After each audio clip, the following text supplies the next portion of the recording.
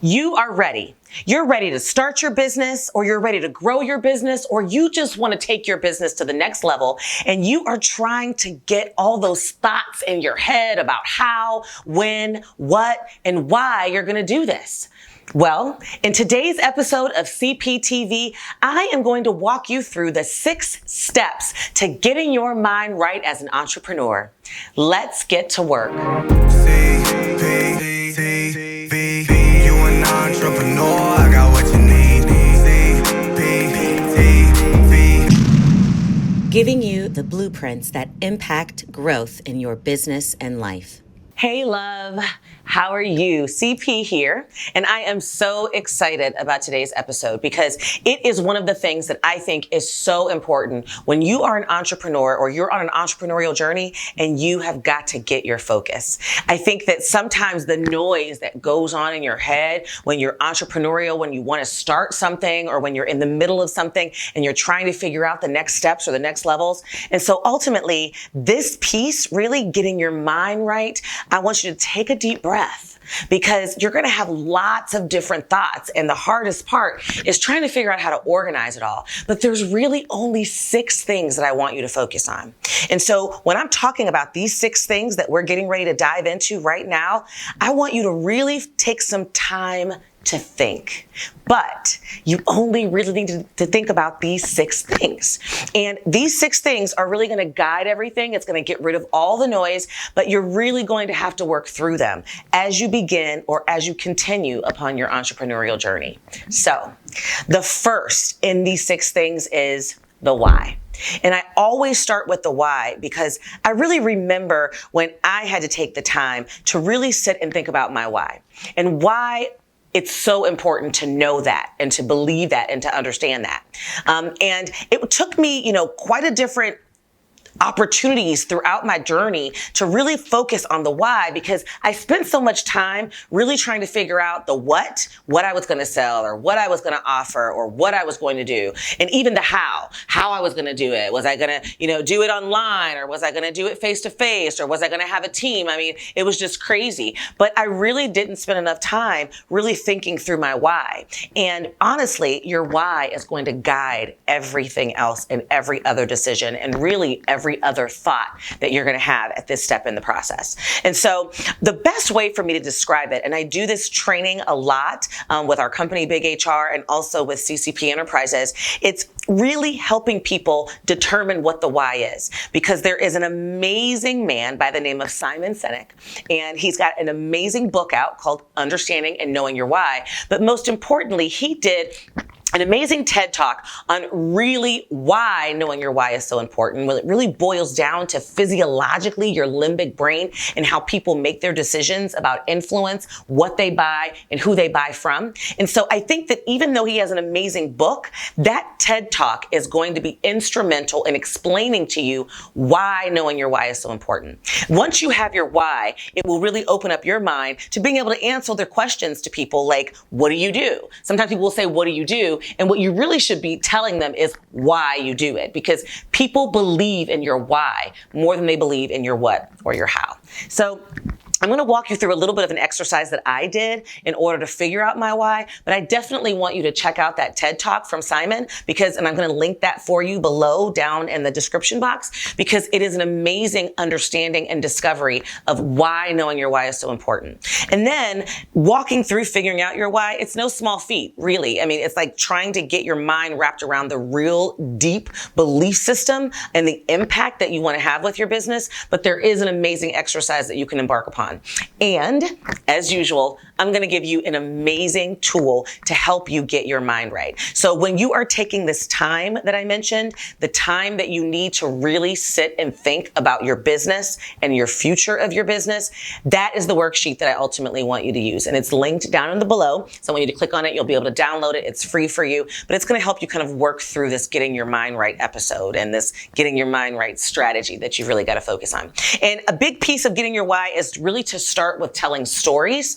And that worksheet below is going to walk you through the steps and really figuring out your why and helping you kind of end with what your why statement is. And that's whether or not you want to have an input. For perfect example, My why in all of my businesses is because I believe that small business owners and entrepreneurs deserve to have the tools at their disposal in order to change their life, to create freedom, and to create the life that they've always envisioned. And so for me, that's why I do everything that I do. That's why I started Cheryl C. Perez Enterprises. That's why I started Big HR, is because I believe that small businesses are really the future of what's going to make our world and our economy and our future generations successful. So that's my why. It's not really the fact that I do coaching or that I do consulting or that I do HR services for clients.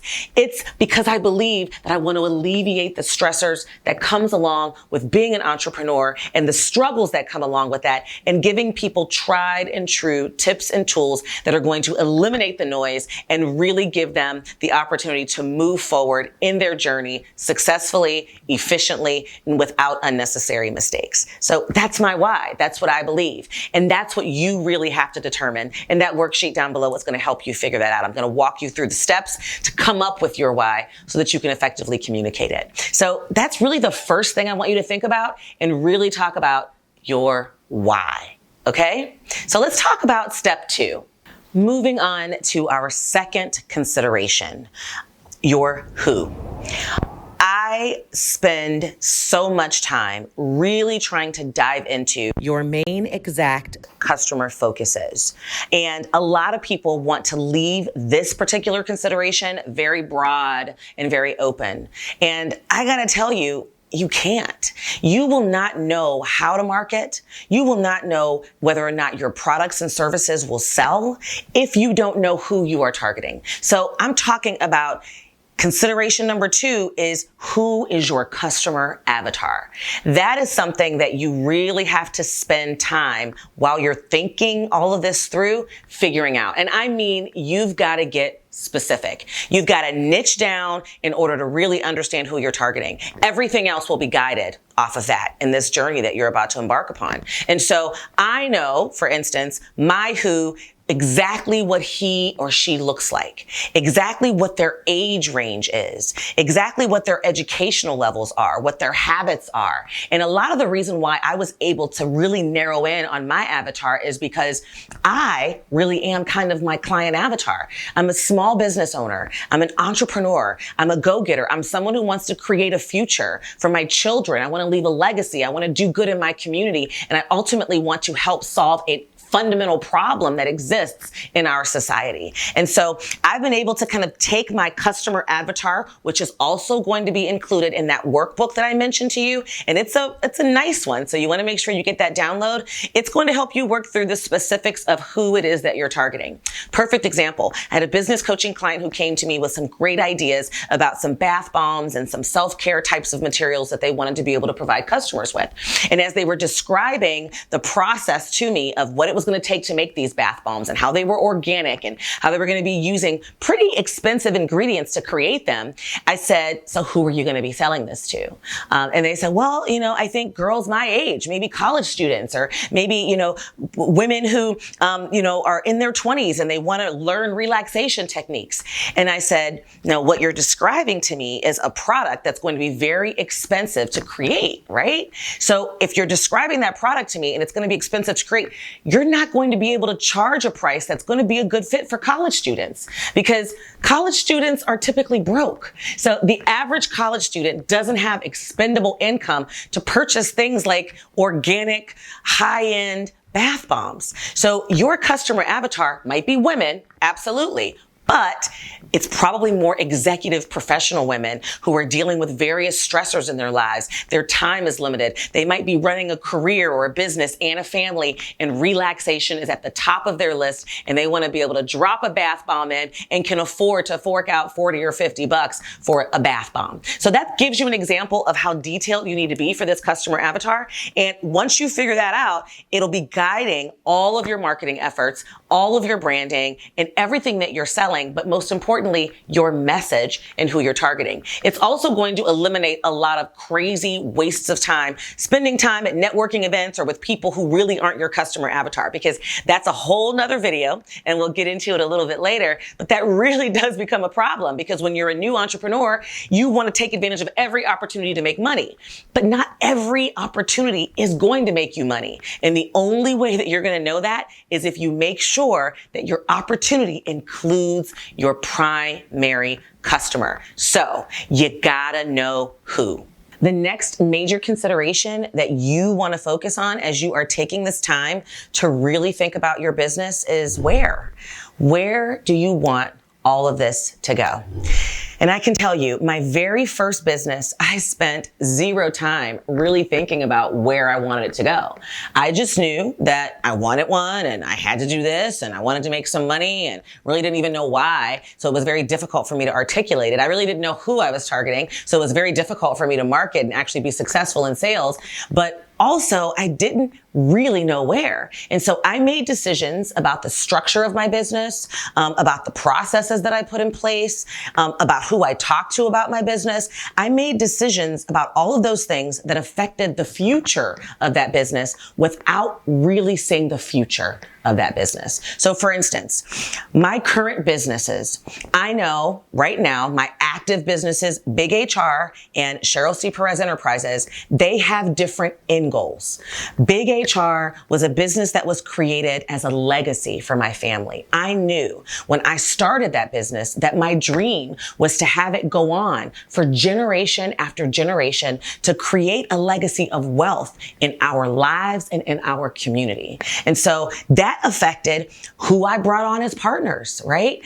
Who I felt comfortable with if I was going to bring on partners, what our operating agreements look like, what the actual structure of the business looked like, and then also setting it up with the constant thought in mind that one of my children is going to run this thing one day, and ultimately my grandchildren beyond them. So Big HR was ultimately set up as a legacy organization, and that also keeps all the noise away, and it prevents me from chasing all kinds of shiny balls, because somebody can come to you at any point and say, hey, I want to buy your business. And if you aren't really focused on that as your end goal, then those pieces and aspects of noise can kind of go away. Versus Cheryl C. Perez Enterprises, I know that the future of that business is something that I want to take with me into a different lifestyle, into my retirement, so that I have the flexibility to be able to work with business owners and coach them, do public speaking, educate, train, enlighten entrepreneurs, and that business can follow me wherever I am at my life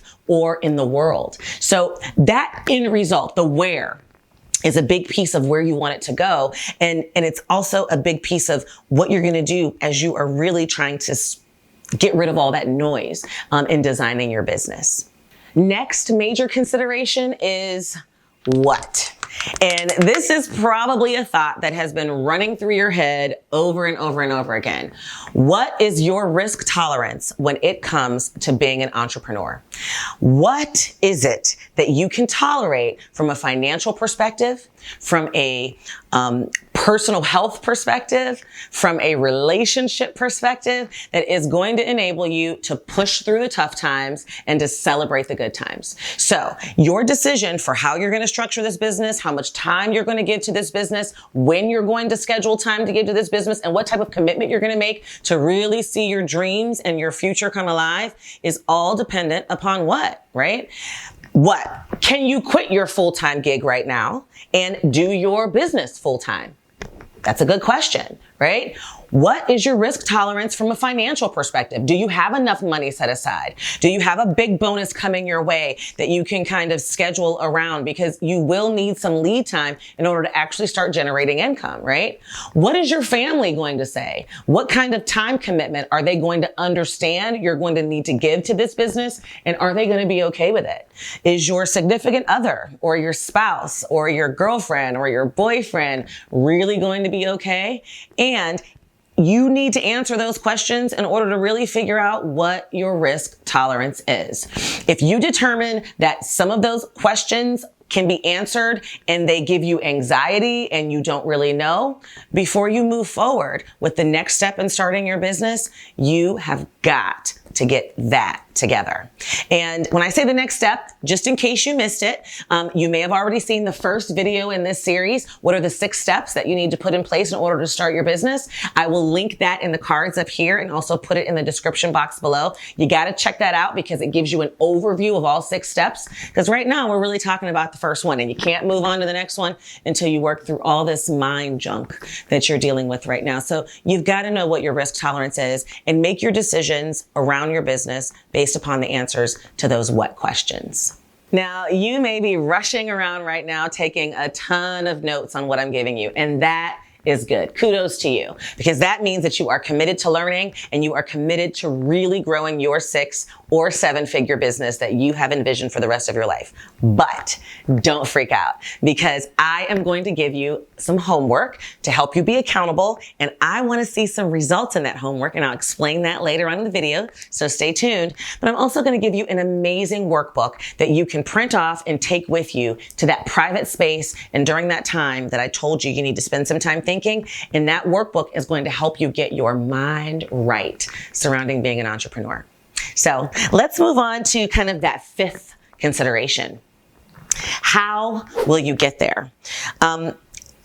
It's so important for people to really put a strategy in place. And I oftentimes will talk to people about doing things on purpose. Everything in your life, if you really want it, you've got to do it on purpose. I'm a firm believer in visualization and manifesting things, but I also know that visualization and manifestation doesn't go along without action. Right? So you've got to know how you're going to get there. And this is where a lot of people will tell you, you got to have a business plan. I say bullshit. I don't really think that you need to have a business plan unless you are looking for financing or you are looking for investors. I prefer to say you got to have a growth strategy and a growth plan. And that's really what I mean. In the very beginning stages of your business, that growth plan might be a couple pieces of paper that you kind of write down all the things that you've got to get done, almost like a list of things to do. But you definitely have to do it in some way, shape, or form.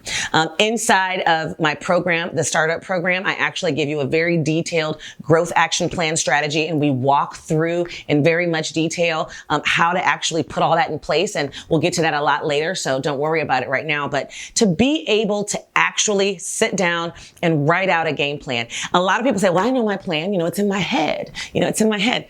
Having a plan in your head does not make it static, and it doesn't mean you're going to be committed to it. It also allows a lot of shiny balls to kind of come up in the air, and you're going to start chasing and grabbing after them, and it will keep you completely off focus. So that how you're going to get to that end result is critical. I need you to write it down, use the workbook, begin to map out what that growth plan is going to be. And it can be something as simple as saying, starting my next pay period, I'm going to automatically have a certain amount of money transferred from my regular account into my business account that I've already set up, because you've already gotten the 6 steps, remember? I'm going to have it automatically transfer so that I can begin building a little bit of money into my business account. And I know that once I get to that point, I also have to go through my budget and know how much personal finances I've got and how many bills I've got, and understanding what's going out of my household to know when my mark of making revenue in my business allows me to actually quit that other job or quit that full-time gig. So those are some of the things that you need to kind of work out in this growth plan strategy. And it's really going to help you figure out how.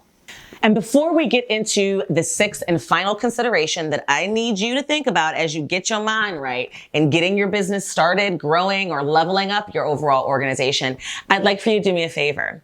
Please subscribe.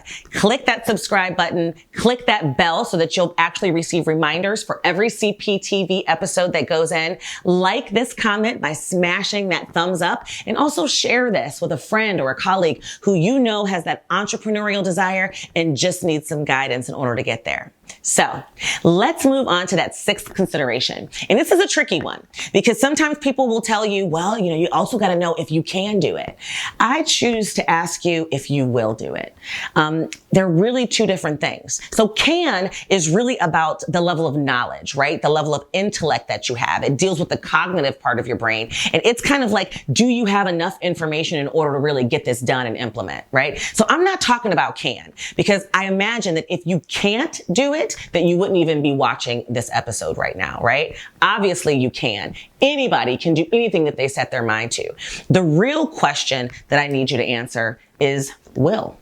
Will deals with a little known part of your mind called the cognitive part. And it really addresses the level of commitment that you have to actually getting it done. The tenacity that you have to actually get it done. The commitment and the agility that you really have to being able to get it done. And you can, in the back of your mind, want this business, and you can talk all you want to about starting a business or growing a business and getting to a point in your life where you want to have that freedom and flexibility and get rid of that real job that's driving you crazy. You can talk all day long. My question for you, and what you really need to think about for yourself, is, will you do it?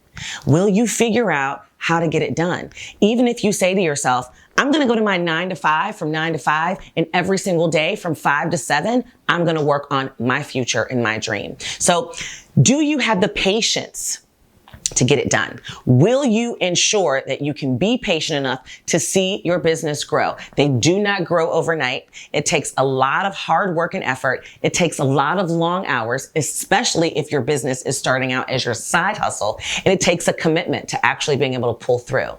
Do you have the tenacity to get it done? The humility to understand when you have a weakness, when you need to actually educate yourself and learn something in order for you to grow and to expand?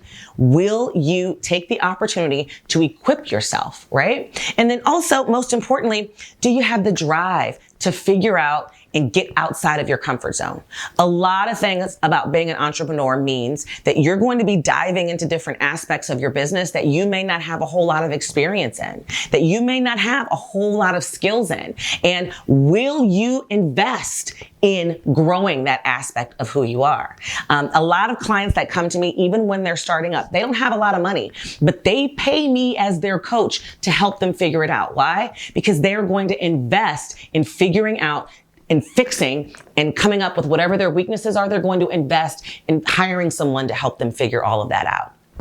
That's that will that I'm talking about. And those are really the 6 things that we've really been addressing.